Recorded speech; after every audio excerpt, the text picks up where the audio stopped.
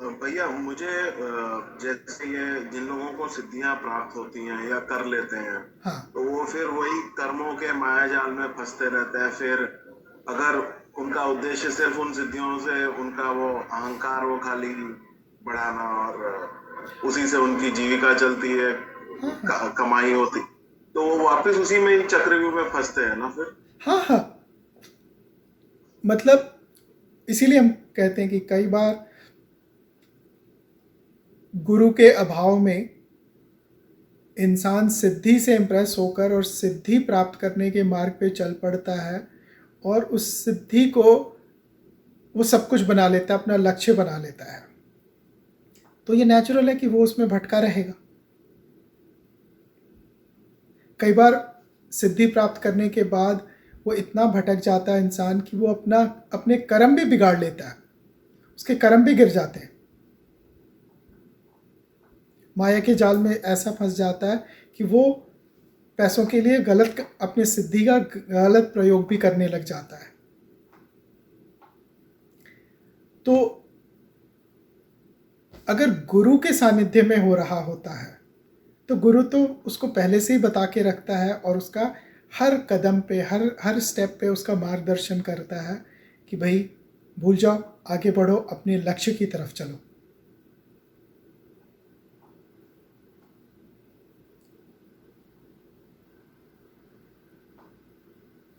तो जब से हम लोग गुरुकुल के सिस्टम से दूर हुए हैं, हमारी समझ भी कम होती गई है, ख़त्म होती गई है, और हम लोग अपने लक्ष्य को ढंग से नहीं चुन पा रहे हैं। जैसा कि मैंने शुरू में ही बताया कि सिद्धियों में भी जो आठवीं सिद्धि है, सबसे ऊपर की सिद्धि है, वो ईश्वर प्राप्ति की है। तो हमें वहाँ तक पहुँचना है, हमारा लक्ष्य वो होना चाहिए। अगर वो हमारा लक्ष्य नहीं है, सिद्धि सिर्फ हमारा लक्ष्य है, तो हम ज़रूर अपने कर्म गिरा लेंगे, और कर्म गिरेगा तो पता नहीं अगली बार कौन सी योनि मिले। कोई ज़रूरी नहीं है कि मनुष्य योनि में ही आएंगे।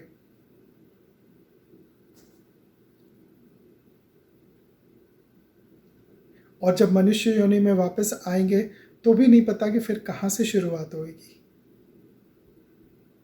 और इसीलिए हम लोगों के भारतवर्ष में ब्रह्मकाल से, शुरू से, हमेशा से गुरु शिष्य की परंपरा रही। उस चेन को टूटने नहीं दिया गया इस पिछले 100-200 साल तक, या 1000 साल, जब ये बाहर के लुटेरे आकर के उन्होंने हमारा सब कुछ डिस्ट्रॉय कर दिया, तोड़ दिया। हमें दोबारा से उस रास्ते पे जाना होगा, हमें दोबारा से गुरु शिष्य परंपरा में चलना होगा, क्योंकि जब तक गुरु है वो शिष्य को भटकने नहीं देगा। गुरु मतलब कि सिद्ध गुरु। मैं किसी ऐसे ही को आप गुरु चुन लो, मैं उसकी बात नहीं कर रहा हूँ। जो एक सिद्ध गुरु है वो अपने शिष्यों को कभी भटकने नहीं देगा। उसका प्रयास हमेशा होगा कि वो अपने शिष्यों को रास्ते पर रखे और सही लक्ष्य की तरफ आगे बढ़ाता रहे।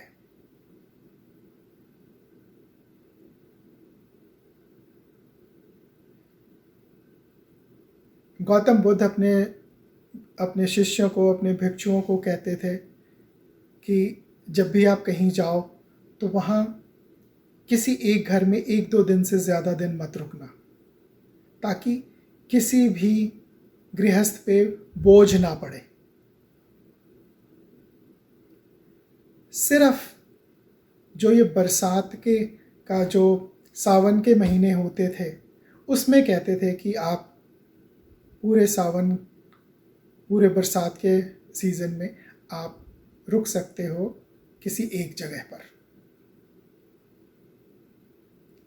तो एक दिन गौतम बुद्ध का एक भिक्षु आया और उसने गौतम बुद्ध से कहा कि इस गांव में एक महिला जो कि वेश्या है वो मुझे अपने घर में ठहरने का निमंत्रण दे रही है, मैं क्या करूं? और बरसात का मौसम था। तो बुद्ध ने कहा तुम उसके घर ठहर जाओ। और बहुत से लोगों ने को ये बात अच्छी नहीं लगी कि बुद्ध अपने भिक्षु को वेश्या के घर ठहरने की अनुमति दे रहे हैं। उन्होंने बुद्ध से कहा भी कि ये तो अनर्थ है। तो बुद्ध ने जवाब दिया कि क्या तुम्हें लगता है कि मेरा रास्ता जो है उससे ज़्यादा शक्तिशाली रास्ता उस वेश्या का है? कई लोगों को ये बात समझ में नहीं आई, पर वो कई लोग नाराज़ भी हो गए, छोड़ के चले भी गए। कोई नहीं, बुद्ध ने आज्ञा दे दी थी अपने भिक्षु को वेश्या के यहाँ ठहरने की। बरसात के दिन थे तो पूरे 2-2.5 महीने वो वहीं रहा। बरसात जब ख़त्म हुई और जब वो वापस आया बुद्ध के पास, तो उसके साथ एक महिला भिक्षुणी भी थी।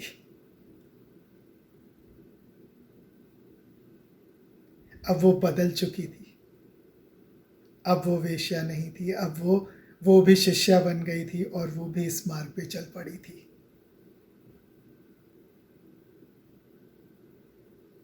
तो जो एक सिद्ध पुरुष, एक निर्वाण प्राप्त पुरुष,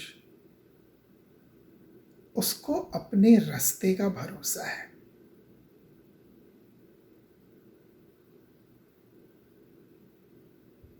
उसको कोई चीज नहीं डिगा पाएगी।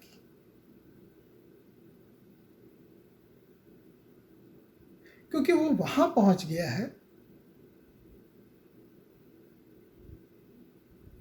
जिससे बड़ी कोई चीज है ही नहीं, जिससे बड़ा सुख कोई है ही नहीं, जिससे बड़ा आनंद कोई और है ही नहीं।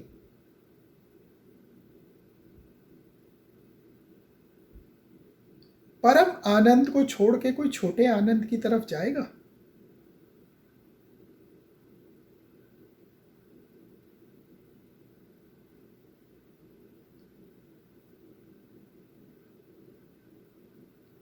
तो ऐसा होता है सिद्ध पुरुष।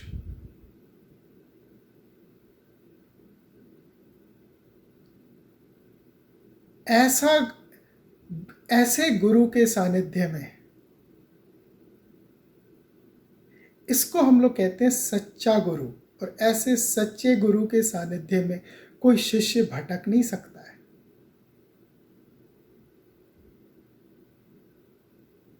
उसका लक्ष्य कभी नहीं भटकेगा। और अगर भटकेगा भी तो गुरु की एनर्जी, गुरु की मौजूदगी उसको सही रास्ते पर अपने आप ले आएगी बिना कुछ बोले।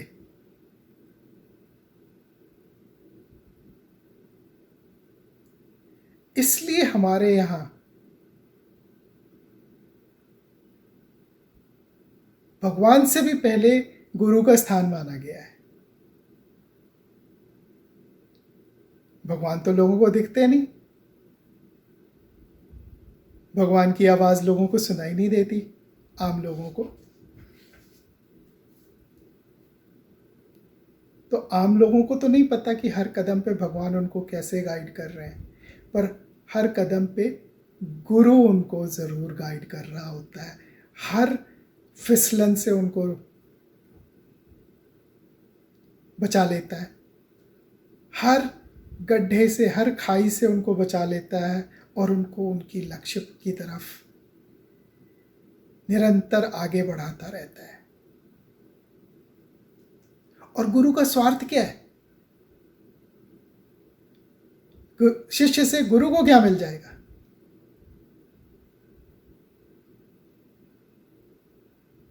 गुरु का स्वार्थ सिर्फ इतना है कि जिन लोगों का जिम्मा मैंने लिया है, मैं उनको सबको उनके लक्ष्य तक पहुंचा दूं।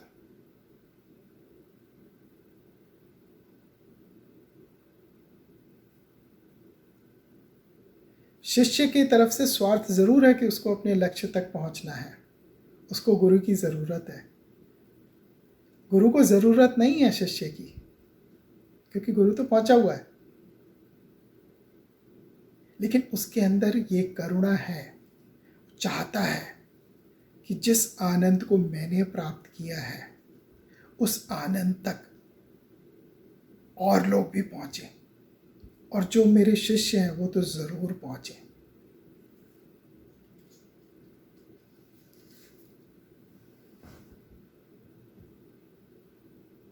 पांच शिष्य हमेशा रहते थे गौतम बुद्ध के साथ, जब उन्होंने निर्वाण भी नहीं प्राप्त किया था।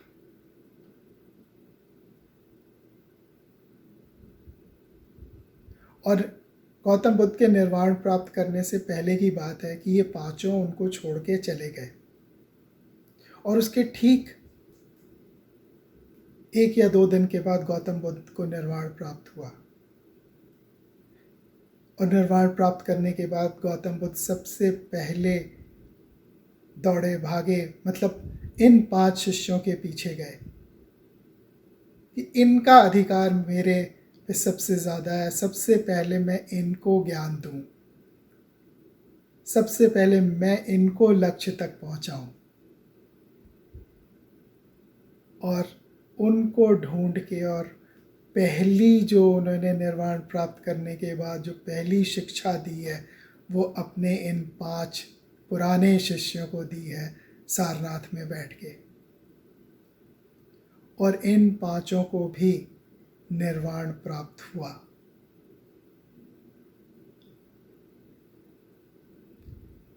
तो ऐसा होता है कोई सिद्ध पुरुष।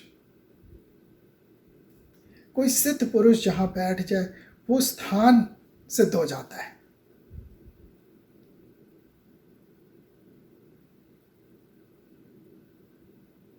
और जितनी लंबी जगह, जितनी लंबे समय तक वो किसी एक जगह पे बैठे, वो जगह उतना ही सिद्ध होता चला जाता है।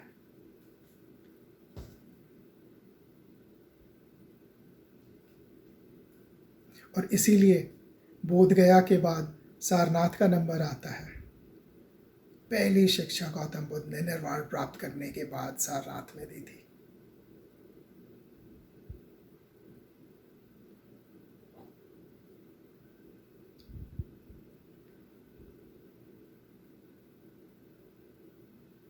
तो सिद्धि में और सिद्ध स्थान में, सिद्ध पुरुष में बहुत अंतर है।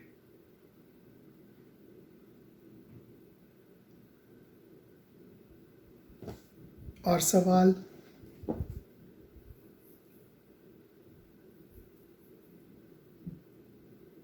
हाँ जी, पूछो। हाँ सब भैया, एक पद्धति है अघोरा। अब उसमें वो लोग शायद भगवान शिव के नाम पे अघोरी बनते हैं और तपस्या करते हैं शमशान में, तो वो भी उनको भी फिर सिद्धियां होती हैं। हाँ हाँ, तो वो भी सिद्ध बन जाते हैं वो लोग। हाँ हाँ, अघोर भी जो है ना वो ईश्वर प्राप्ति का ही मार्ग है। वो उनका लक्ष्य भी ईश्वर प्राप्ति ही है, अघोर का भी। और ईश्वर प्राप्ति के मार्ग में सिद्धियां तो प्राप्त होती ही हैं। तो एक कोई ध्यान करने वाला या योग करने वाला या क्रिया करने वाला या ज्ञान मार्ग पे चलने वाला या कर्म योग पे चलने वाला, मैं एक बात कह रहा हूँ कि अगर कोई भी ईश्वर की तरफ चल रहा है तो सिद्धियां तो मिलेंगी। तो अगर अघोरी भी ईश्वर की तरफ चल रहा है अपनी तपस्या से, अपने जो भी उनका तरीका है, अपने तरीके से जब वो ईश्वर की तरफ अगर बढ़ रहे हैं तो सिद्धियां तो उनको भी मिलेंगी। अब मैं एक बात बता रहा हूँ एक सज्जन के बारे में जो कि खुद काली के भक्त थे और जो कि खुद मतलब कि समझो कि भक्ति में बहुत आगे पहुँचे हुए थे काली के। और उनका बड़ा प्रेम था मेरे से। तो अघोरियों के बारे में उन्होंने एक अपना अनुभव मुझे बताया, और एक अघोरी को उन्होंने अपना गुरु भी बनाया था। तो वो उनका बताया हुआ वो अनुभव मैं बता रहा हूँ कि उन्होंने बताया कि जब वो अभी यंग ही थे, 35-40 के उम्र के आसपास की बात होगी, वो कलकत्ता के घाट पे गए हुए थे। तो वहाँ पर किसी अघोरी ने उनसे पैसे मांगे, तो उन्होंने तुरंत कुछ पैसे निकाल करके अघोरी बाबा को दे दिए। पर इनकी अपनी आदत थी, या यंग एज की बात कह लो, तो अघोरी बाबा से इन्होंने मजाक में कहा कि खाली खाली में ही पैसे ले लिए या कुछ दमखम भी है। तो इन्होंने तो वैसे ही बोल दिया था, पता नहीं चुटकी ले रहे थे। तो कहते हैं उस अघोरी बाबा ने कहा कि अच्छा देखो, वो दूर गंगा में लाश दिखाई दे रही है, गंगा जी में तैरती हुई लाश दिखाई दे रही है दूर। बोले हाँ दिख रही है। तो उन्होंने खुद मुझे बताया कि अघोरी बाबा ने मुट्ठी ऐसे की, और जैसे सांस खींचते हैं मुट्ठी से, उन्होंने हवा खींची और वो दूर बह रही लाश खिंच करके और किनारे आ गई।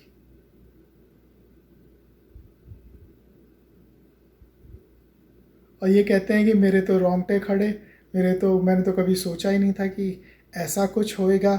और कहते हैं कि मतलब एक भय भी लगा होगा, पर चलो काली के भक्त थे, थोड़ी सी अपने को इन्होंने संभाला थोड़ा सा, फिर उनके चरणों में गिरे, उनको अपना गुरु बनाया। और उस अघोरी बाबा के चलते इनको भी कुछ सिद्धि प्राप्त हुई। सिद्धि इनका भी लक्ष्य नहीं था, पर सिद्धि प्राप्त हुई इनको।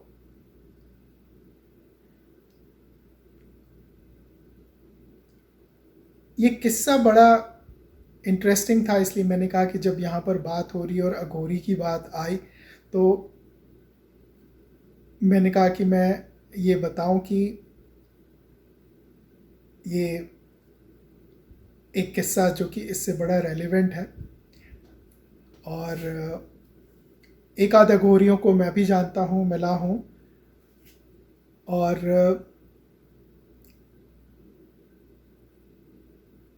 उनसे भी यही बात समझ में आई कि अघोर भी ईश्वर को लक्ष्य, शिव को लक्ष्य मान के चलता है। शिव तक पहुँचने का उनका लक्ष्य है। अगर कोई सिद्धि में फंस जाता है तो किसी और की तरह जो कि सिद्धि में फंस गया, वो एक अलग बात है, पर इनका लक्ष्य अघोरी का भी शिव तक पहुंचना ही है। तो अघोर जो विद्या है, ये भी एक रास्ता है शिव तक पहुंचने का, मतलब ईश्वर तक पहुंचने का, प्रभु तक पहुंचने का। और जो थोड़ा बहुत मैंने अघोर के रास्ते को समझा है, उसमें ये है कि वो ये कहते हैं कि सब कुछ प्रभु का बनाया हुआ है, तो किसी भी चीज से घृणा मत करना। उनके लिए कोई भी चीज घृणा का के योग्य नहीं है।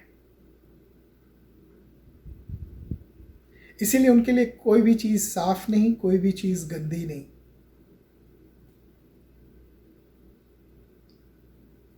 तो अगर इसको हम लोग दूसरे तरीके से समझें, तो उसमें ये भी है कि ये लोग बहुत समभाव में फिर जीने की कोशिश करते हैं, और समभाव में जीने का प्रयास करके, समभाव मतलब कि न साफ न गंदा, न अच्छा न बुरा, न सही न गलत, बिल्कुल बीच सेंटर, न्यूट्रल जीविका।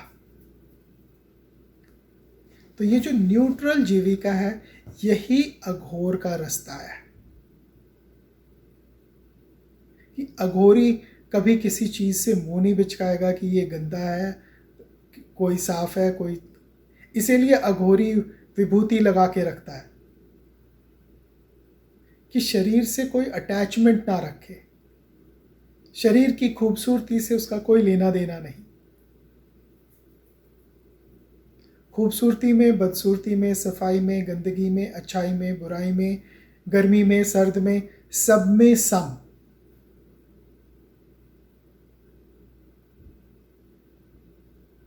अगर तपस्वियों की बात की जाए तो ये भी एक कठोर तपस्या ही है। कई लोग अघोरियों को गलत समझते हैं और कई ऐसे भी होंगे जो अघोर का पाखंड करते हैं। पर अघोर का पाखंड करने वालों में और सही मायने में अघोरियों में अंतर है। सारे अघोरी पाखंडी नहीं है और सारे पाखंडी अघोरी नहीं है।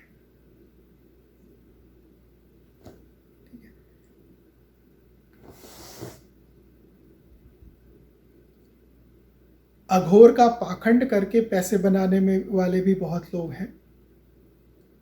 गले में अजगर रख लेने से कोई अघोरी नहीं हो जाता है, और अघोरी कभी गले में अजगर रख भी सकता है, उसमें कोई अघोरी के साधना में कोई कमी नहीं हो जाती है। पर अघोरी कभी पैसों के पीछे नहीं दौड़ता, उसका भी एक ही लक्ष्य है, ईश्वर प्राप्ति। तो ऐसा भी हो सकता है कि कोई बहुत सारे सिद्धि प्राप्त अघोरी भी हों, पर उनको सिद्धि से कोई लेना देना नहीं, कभी अपनी सिद्धि का प्रदर्शन नहीं करते।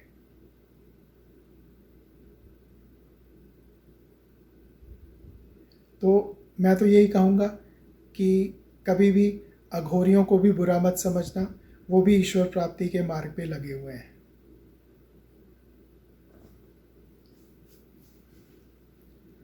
और कोई सवाल?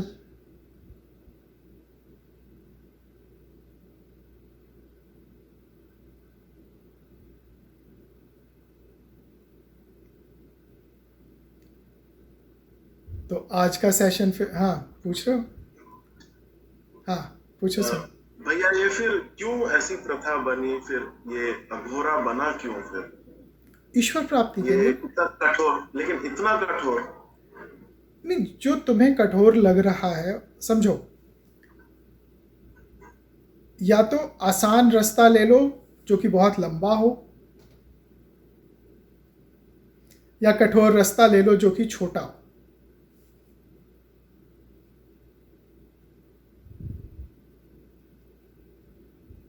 तो अघोर का रास्ता कठिन जरूर है पर छोटा है।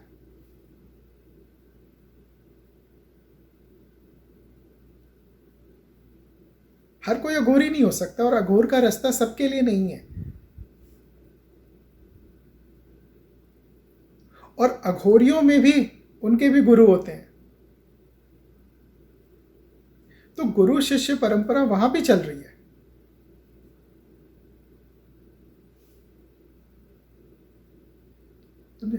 तो ईश्वर प्राप्ति जब आपका लक्ष्य बन गया, और वही लक्ष्य है और कोई लक्ष्य नहीं दुनिया में, तो कठोर क्या और आसान क्या? अघोरी को कठोर नहीं लगता उसका रास्ता, अघोरी तो बड़े आनंद में।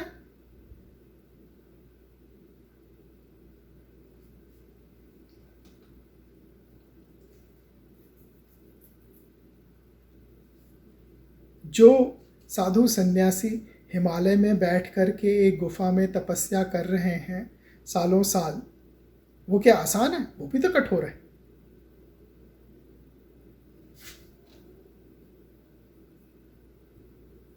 तो अघोर कोई उससे ज्यादा कठोर तो नहीं है।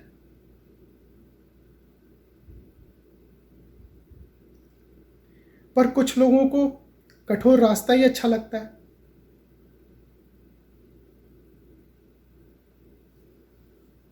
पर कठोर हो या आसान, लक्ष्य अगर प्रभु प्राप्ति है तो ठीक है।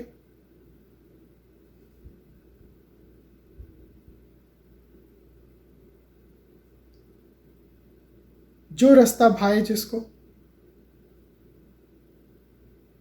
कृष्ण ने भी तो इतने मार्ग बताए हैं, कर्म योग, ध्यान योग, भक्ति योग, ज्ञान योग और भी कई मार्ग बताए हैं। तो अगर अघोर को समझो तो ये भी एक तरह का ध्यान योग ही है।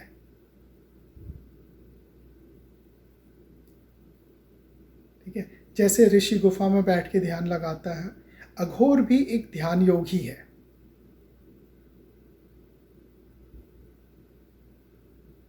और यहां भी लक्ष्य ईश्वर प्राप्ति का है।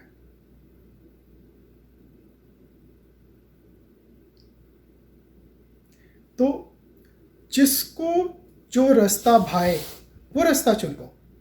सबके लिए एक ही मार्ग नहीं है, प्रभु ने सबको अलग बनाया है, तो आप अपने हिसाब से अपना मार्ग चुन सकते हो। एक कोई अघोर के रास्ते चल के प्रभु की तरफ बढ़ रहा है, तो जरूरी नहीं है कि सारी दुनिया को अघोर के रास्ते पे चलना है।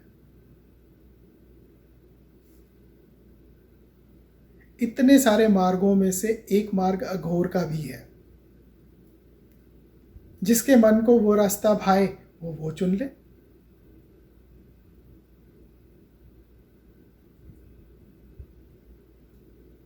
पर ऐसा नहीं है कि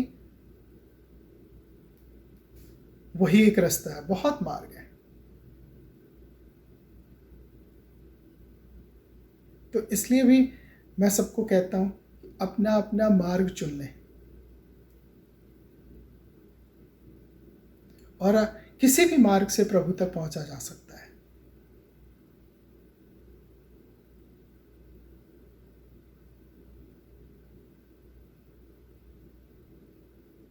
आप भगवद गीता में बताए क्रिया योग में लग जाएं। जैसे जैसे एक एक करके क्रियाओं की मास्टरी होती जाएगी, 8वीं क्रिया की मास्टरी होने पर आपका कृष्ण से मिलन हो जाएगा। तो मार्ग तो अनेक है।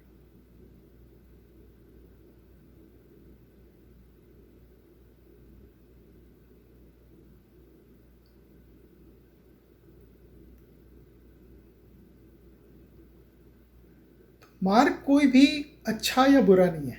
अघोर भी मतलब हम कोई अपने हिसाब से सोचे तो उसको लग सकता है कि कठोर मार्ग है, पर अघोरी ऐसा हो जाता है कि वो चट्टान पर सोकर के भी उतना ही खुश है जितना कि आप अपने डनलप के बेड पर सोकर।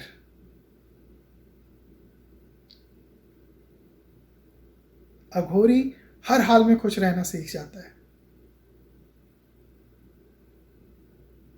और जब वो हर हाल में खुश रहना सीख जाता है तो उसकी कॉन्शियसनेस अब शरीर तक सीमित नहीं है। उसकी कॉन्शियसनेस काफी बढ़ती चली जा रही है।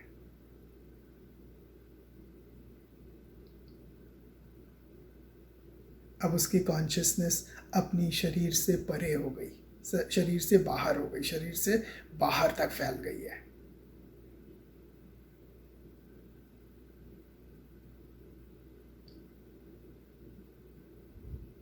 अब उसको सर्दी गर्म, सर्दी गर्मी,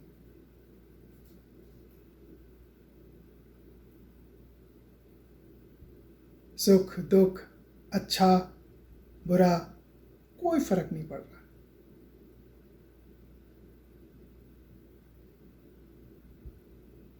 तो वो भी देखने में कठिन मार्ग लग सकता है, पर जैसे जैसे अघोर में भी कोई सिद्ध होता चला जाता है, ईश्वर के उतना ही करीब होता चला जाता है। और कोई सवाल? तो आज का सेशन फिर हम लोग यहाँ पर रोकते हैं। ओके, नमस्कार। अगर आप लोगों को हमारा ये चैनल पसंद आ रहा है तो प्लीज़ कमेंट करके हमें बताएं। अगर किसी खास विषय पर वीडियो देखना चाहते हैं तो वो भी कमेंट सेक्शन में लिखकर हमें बताएं। हमारा उद्देश्य सनातन धर्म की परंपराओं, सनातन धर्म के रीति रिवाज, सनातन धर्म की गहराइयों को समझना और समझाना है। हमारे इस उद्देश्य में आप भी हमारी मदद कर सकते हैं हमारे वीडियोस को लाइक करके, हमारे चैनल को सब्सक्राइब करके और अपने परिवार और मित्रजनों में शेयर करके। धन्यवाद।